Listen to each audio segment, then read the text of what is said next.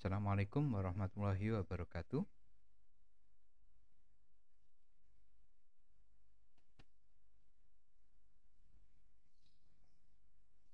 Nah, kita lanjutkan pokok bahasan kita mengenai beberapa pendekatan dari struktur sistem operasi. Kita akan bahas dua hal. Yang pertama sistem sederhana, yang kedua nanti adalah sistem layer atau struktur layer. Nah, untuk struktur sederhana digambarkan semacam itu. Ya, struktur sederhana hanya mempunyai 3 lapis, yaitu aplikasi, program aplikasi, program yang berjalan di atas OS, kernel, kemudian piranti keras dari komputer. Ya, ini struktur sederhana. Jadi di dalam struktur sederhana, operating system atau sistem operasi mempunyai kernel saja. Ya, mempunyai kernel saja. Setiap aplikasi dapat meminta kernel untuk menjalankan, mengaktifkan sebuah sistem perangkat keras dalam komputer. Jadi misalkan saja aplikasi Anda meminta kernel untuk membaca hard disk, atau aplikasi Anda meminta kernel untuk membaca port serial. Ya. Ini biasanya diterapkan pada sistem-sistem yang lama, ya, komputer-komputer yang dikategorikan jadul, awal-awal komputer itu ditemukan menggunakan teknik sederhana ini. Jadi aplikasi yang berjalan di atas OS itu dapat meminta kernel untuk mengakses perangkat keras dari komputer. Bahkan untuk operasi DOS, ya,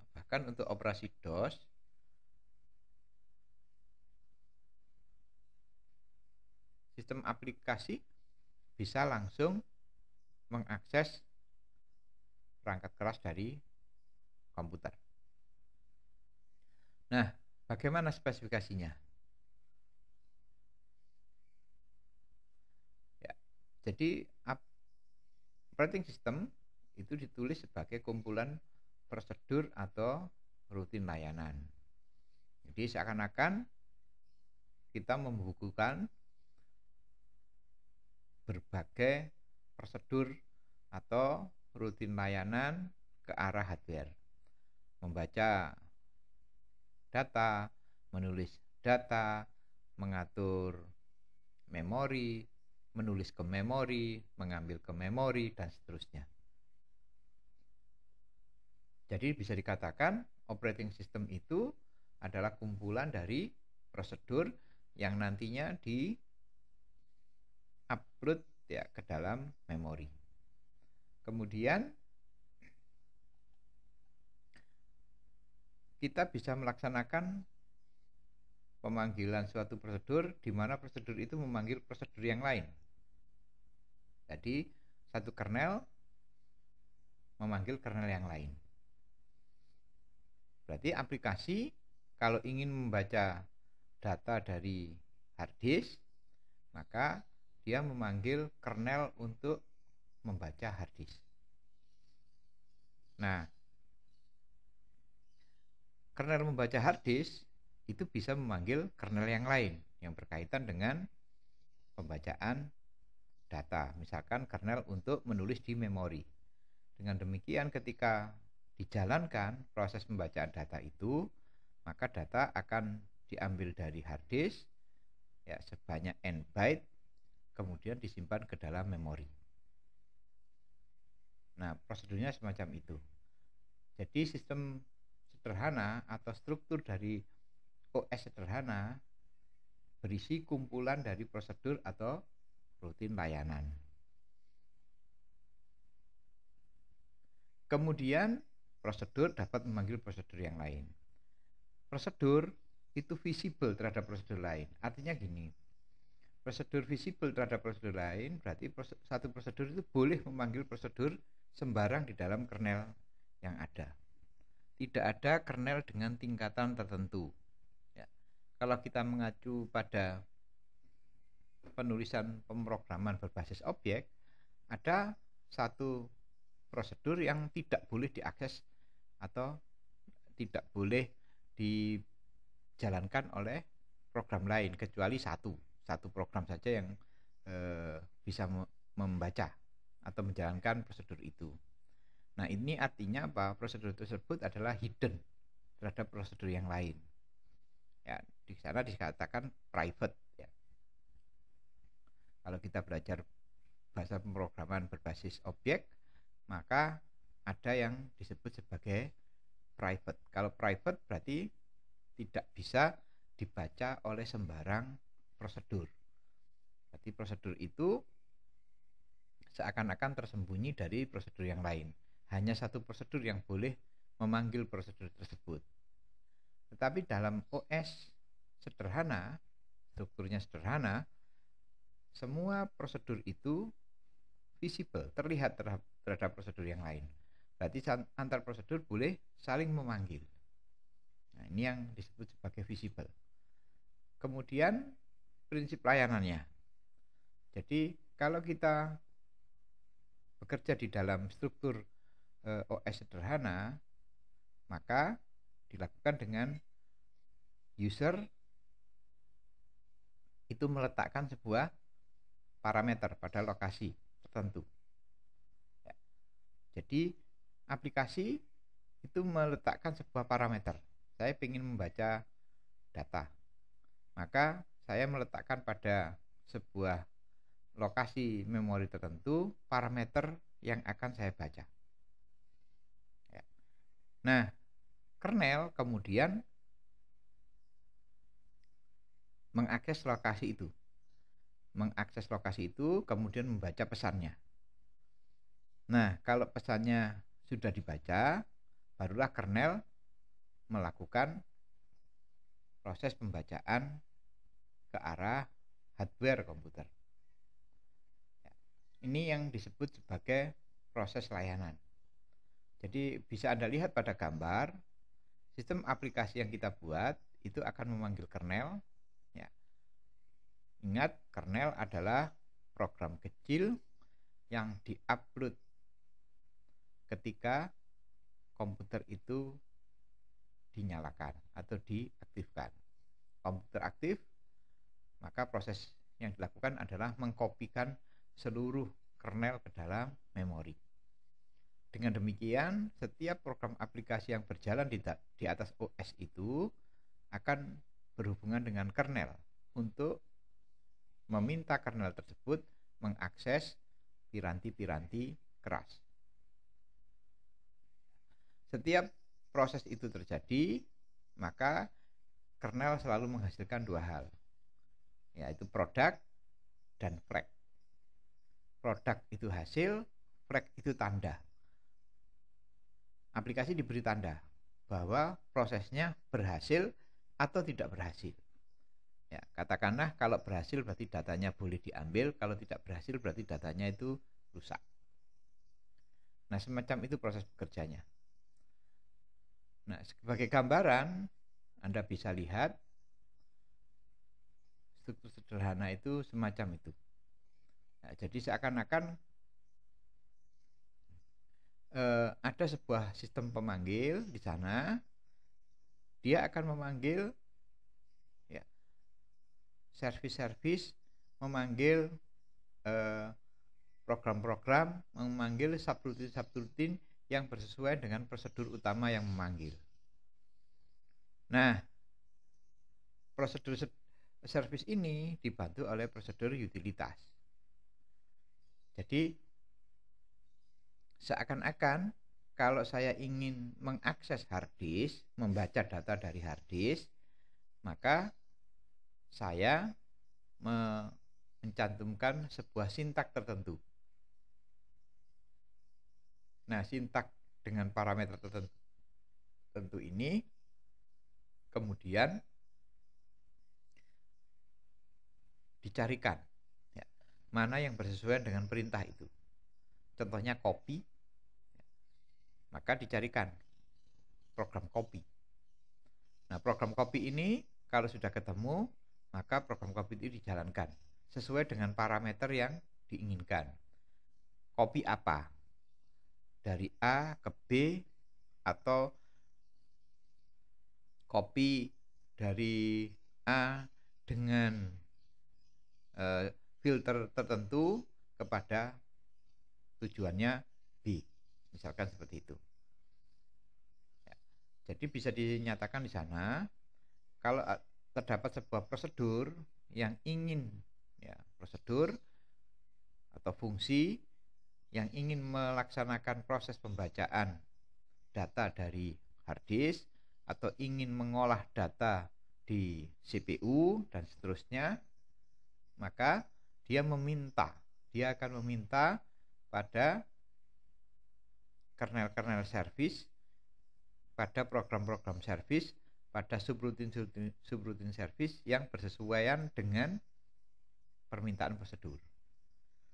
Kalau itu ditemukan, maka proses berikutnya adalah membaca data, melaksanakan perintah yang berkaitan dengan hardware.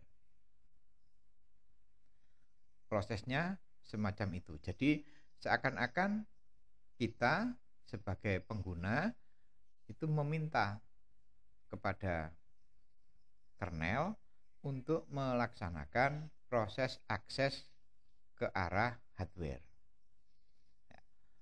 Dan ingat, di awal kita sudah mendapatkan sebuah definisi. Operating system ini adalah sistem penerjemah plus sistem manajemen hardware. Berarti kalau kita meminta sesuatu pada kernel, yaitu bagian dari operating system, maka akan dicarikan prosedur, service, atau apapun yang berkaitan erat dengan permintaan kita. Kita meminta data, mereka mencarikan prosedur yang berkaitan dengan pembacaan data dan seterusnya. Kemudian dilaksanakan dan diberikanlah kita dua produk. Produk yang pertama adalah hasil dari service itu, produk yang kedua adalah flag.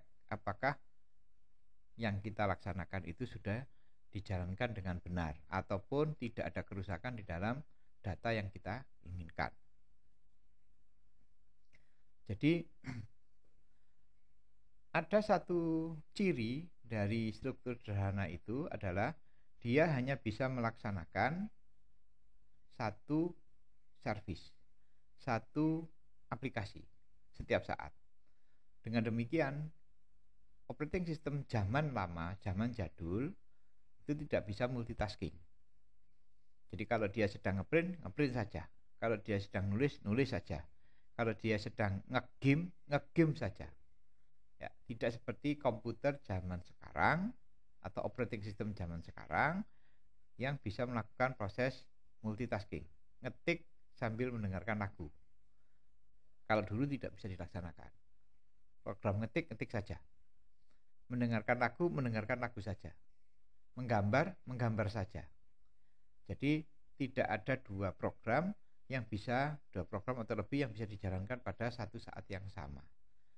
Karena kenapa seperti itu? Memang operating systemnya masih sederhana. Semuanya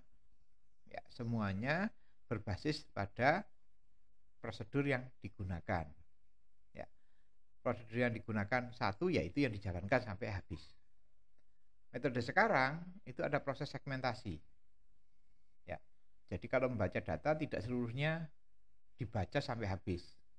Ya, seakan-akan kalau yang sekarang mengerjakan prosedur A dari titik X1 sampai Y1 dia jalankan, kemudian dia akan menjalankan prosedur yang lain dari X2 sampai Y2.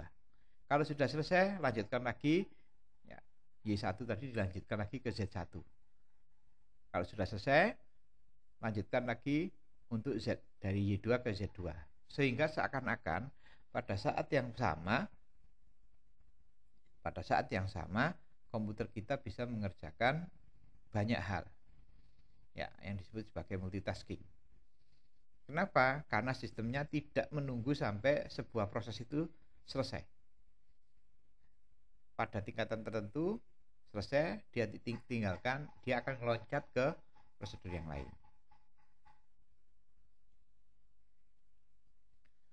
Contoh dari struktur sederhana adalah MS-DOS ya, atau biasa disebut sebagai DOS.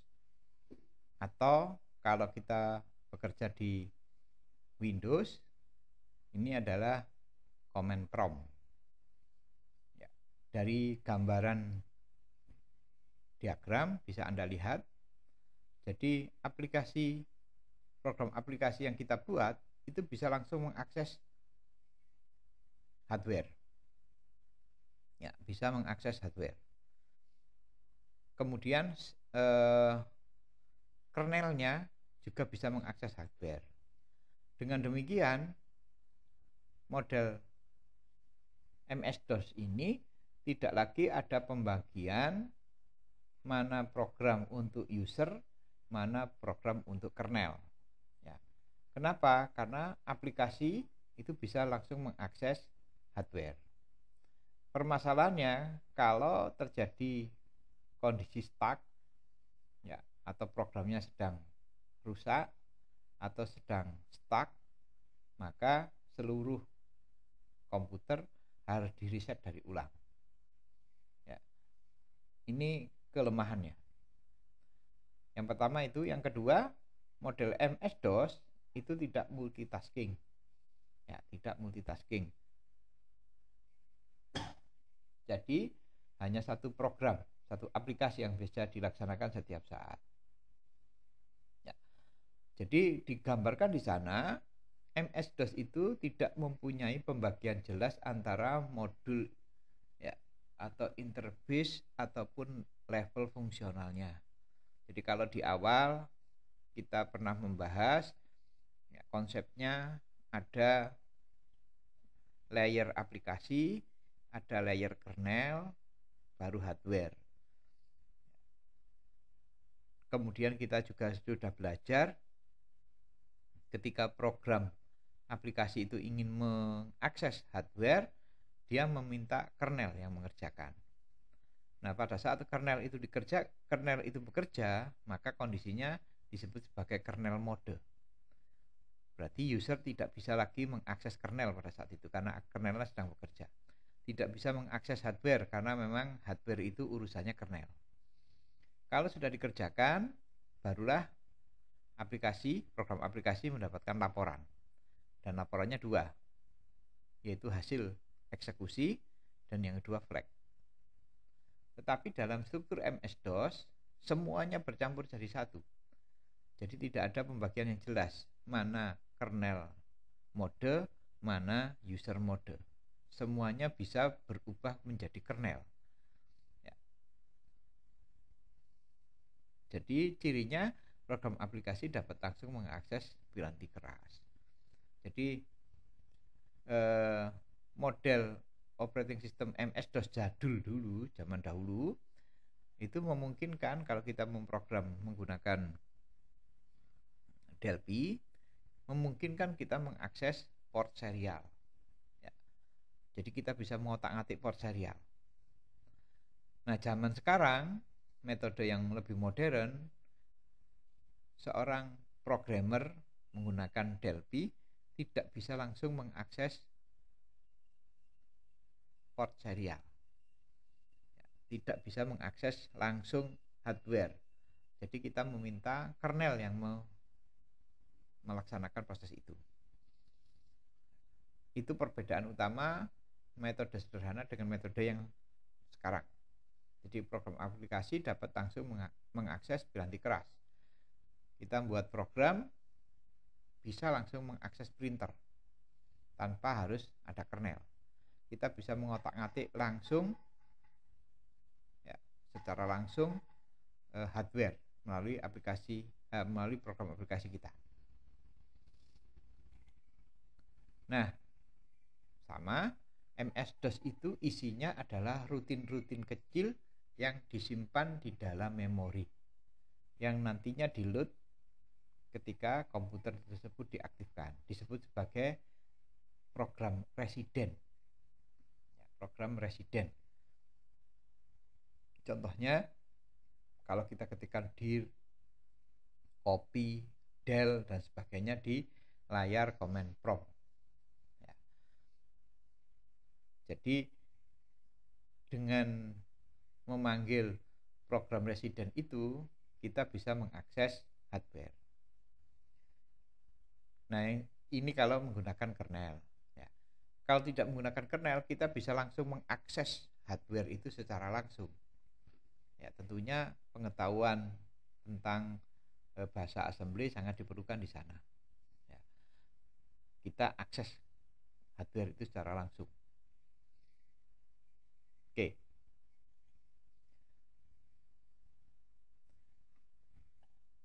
Driver ya, untuk mengakses hardware. Berarti kalau kita bekerja di atas DOS, hanya program kita yang bisa dijalankan pada setiap saat.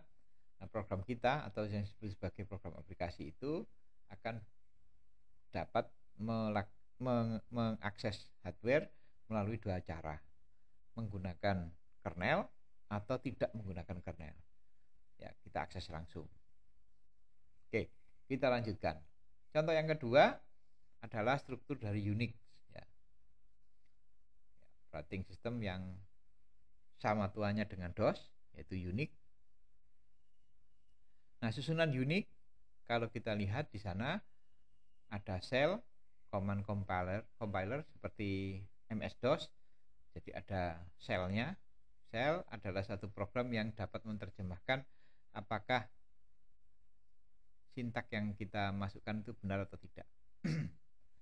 Kemudian kalau sudah ditemukan sebuah perintah yang benar, maka perintah itu digunakan untuk melakukan proses pemanggilan ke arah kernel.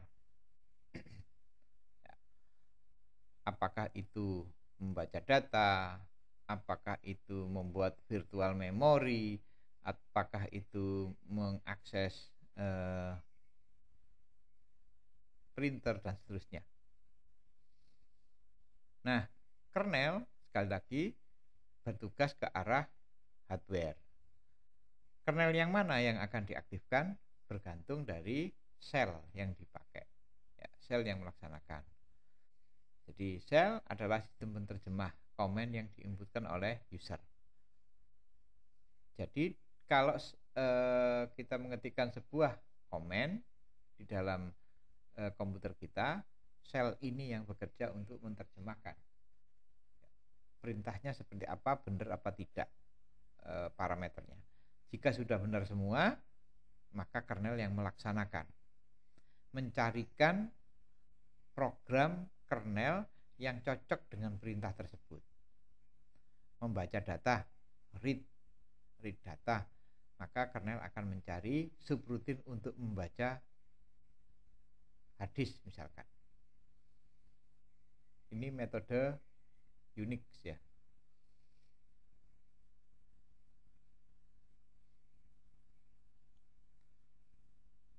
Jadi kernel nanti mengidentifikasikan komen tersebut, kemudian mencarikan perintah dari kernel yang bersesuaian, barulah proses akses hardware dilaksanakan. Ya. Apakah itu menampilkan data, apakah itu membaca memori, apakah itu membaca hard disk dan seterusnya. Jadi bisa dikatakan sistem Unix ini sedikit lebih baik daripada sistem MS-DOS. Kenapa? Ya, bisa dilihat di sana bahwa tidak ada loncatan dari user ke arah hardware. Jadi lebih kekeh di dalam proses pembuatan lapisan-lapisannya. Pengguna mengetikkan sebuah komen, komen diterjemahkan, kemudian komen tersebut disesuaikan dengan kernel-kernel yang sudah ada. Barulah prosesnya dilaksanakan menuju hardware. Nah, sebagai gambaran, perhatikan diagram berikut.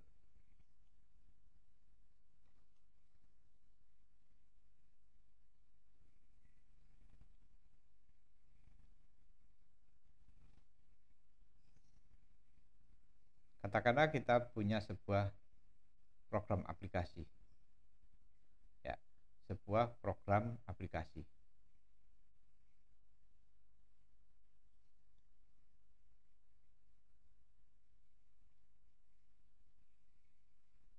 Ya, program aplikasi ini kemudian mengakses, ya, ingin mengakses, nah, di sini hardware.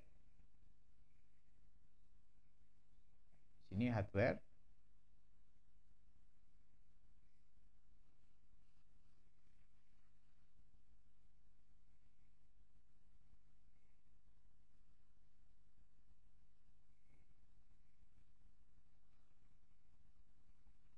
Jadi katakanlah keinginannya ingin mengakses hardware.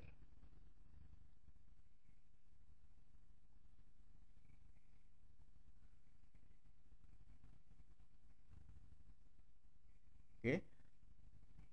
Nah, untuk bisa mengakses hardware secara langsung, ini akses langsung.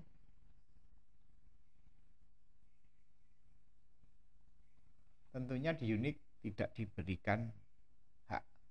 Ya. Maka prosesnya dilaksanakan menggunakan OS. Dalam hal ini adalah kernel.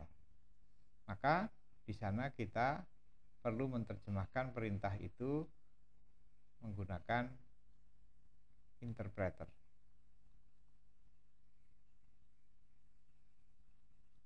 Ya, misalkan kita ingin copy. Ya, tentunya diberikan pada sistem interpreter apakah tulisan copy itu benar.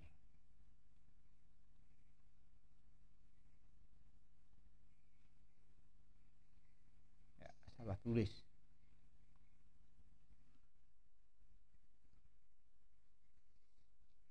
Nah, kalau benar, maka prosesnya dilanjutkan. Kalau benar, maka prosesnya dilakukan dengan memanggil kernel.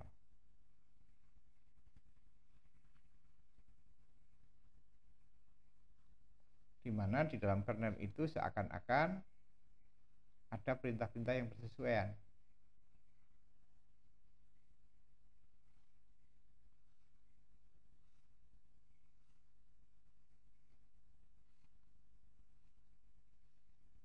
Ya, saya gambarkan ada sebuah tabel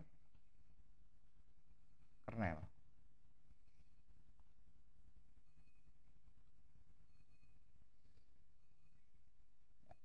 Misalkan seperti itu.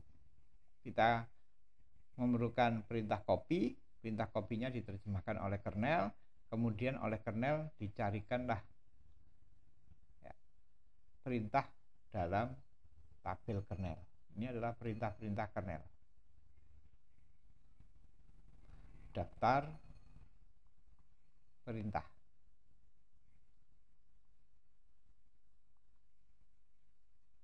Kalau sudah ditemukan, maka prosesnya dilanjutkan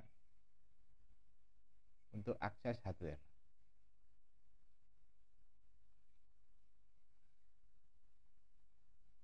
Katakanlah ini adalah perintah untuk copy. Perintah untuk copy data.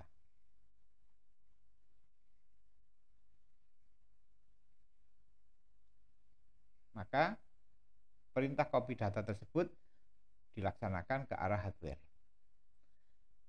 Selama proses pembacaan, ya, maka kernel yang mengatur akses ke arah hardware komputer. Jika sudah ditemukan, sudah selesai berupa produk, maka akan muncul di sana tanggapan dari hardware. Ya. Yang disebut sebagai respon hardware. Respon hardware pasti ada dua, data dan flag.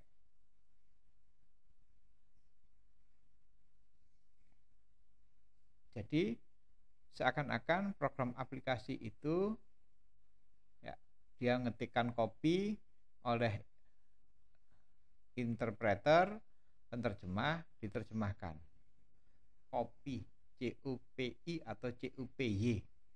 Kalau di sana didapatkan memang ada, maka dikerjakan. Kalau tidak ada, maka ada pesan salah. Ya, itu prosesnya.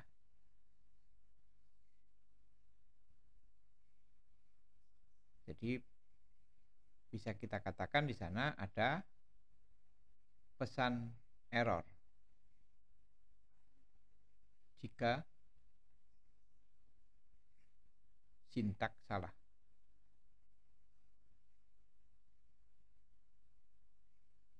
Ya, pakai misal copy dengan copy ya, dengan copy ya, katakanlah dibuat yang dua yang benar ya, atau dia ambil satu yang benar, yaitu menggunakan huruf kecil.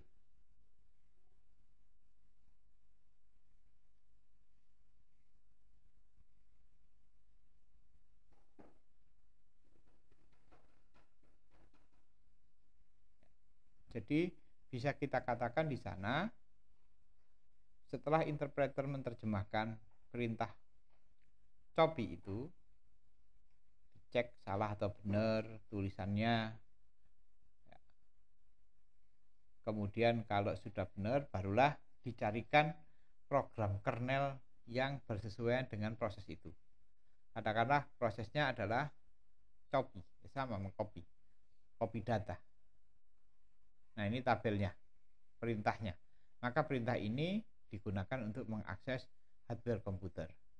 Setelah diakses, maka Anda akan dapatkan dua hal di sana. Yang pertama data, yang ketiga flag. Nah, dikembalikan lagi kepada kernel untuk kemudian ya, diterjemahkan oleh kernel apa yang harus dilakukan kalau ternyata ada kesalahan, misalkan memberi pesan salah ataupun tidak memberi pesan apa-apa yang menandakan bahwa perintahnya itu sudah benar. Nah, prosesnya semacam itu. Jadi antara program aplikasi dengan hardware komputer itu tidak terhubung secara langsung. Ini kalau metode unik ya. Oke, saya simpan. Saya sebutkan di sana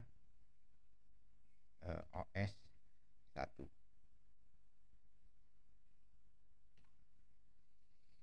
Ya. Nah, itu yang terjadi di Unix ya. Jadi ada penerjemah, ada yang melakukan pencarian apakah komen tersebut ada atau tidak. Kalau ada, parameternya apa.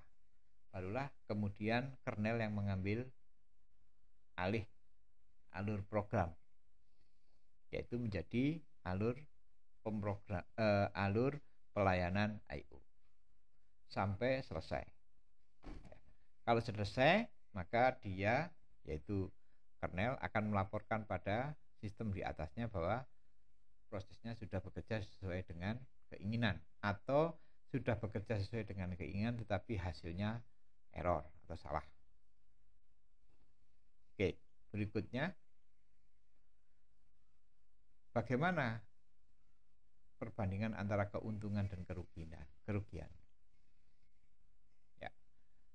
Keuntungan sistem sederhana adalah sangat cepat. Jadi program yang bekerja di bawah DOS itu sangat cepat. Kenapa sangat cepat? Karena tidak ada lapisan. Jadi program aplikasi dapat secara langsung mengakses hardware.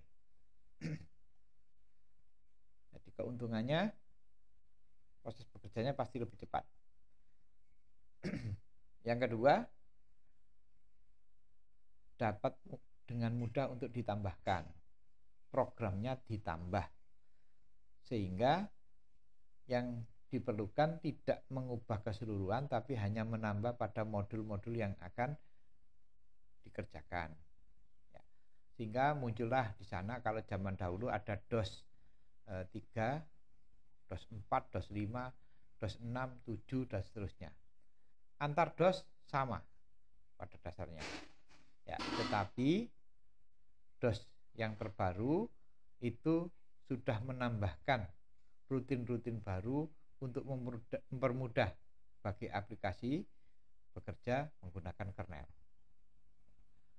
Contohnya DOS 3 ya, level yang awal tidak bisa membaca CD-ROM.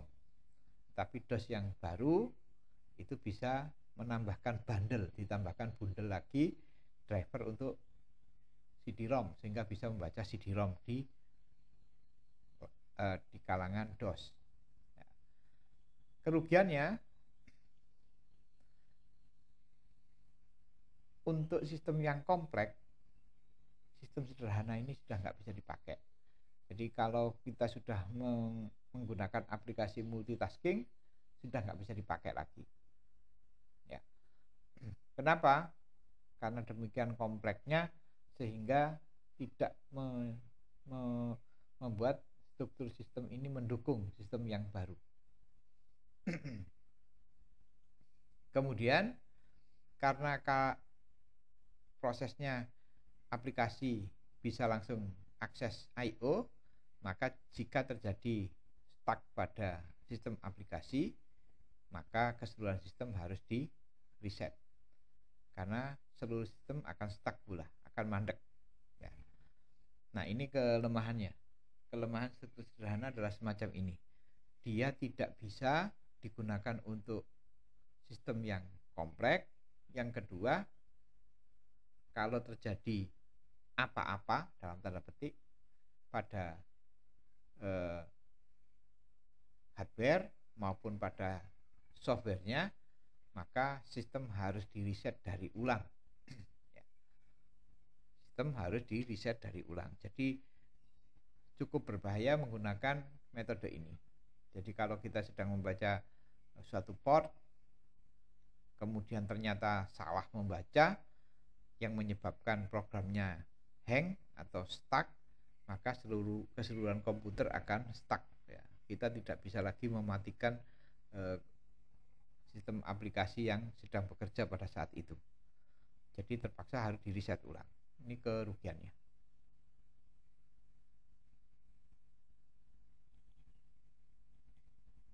Berikutnya, model kernel di dalam struktur sederhana.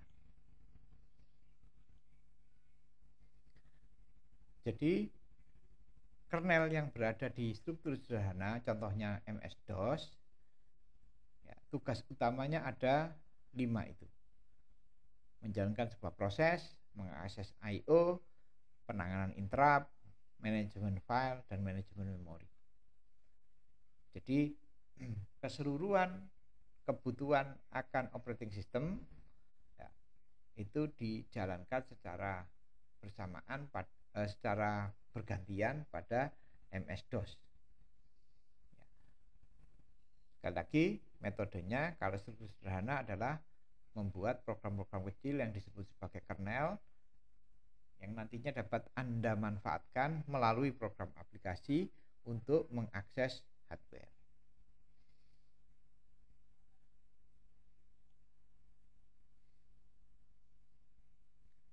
Oke.